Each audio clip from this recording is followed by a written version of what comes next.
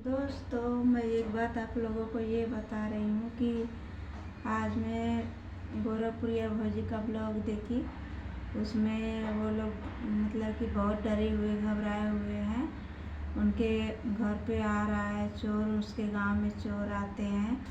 करीब बोल रही हैं 3-4 महीने से आते हैं, लेकिन ब्लॉग नहीं बना रही थी।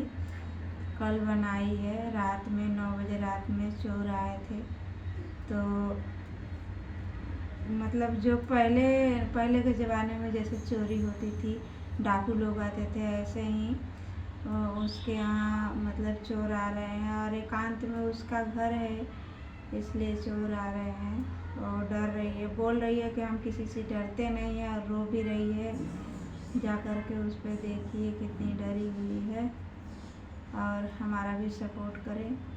मेरे बात से सहमत हैं तो लाइक शेयर कमेंट ज़रूर करें, सब्सक्राइब ज़रूर करें।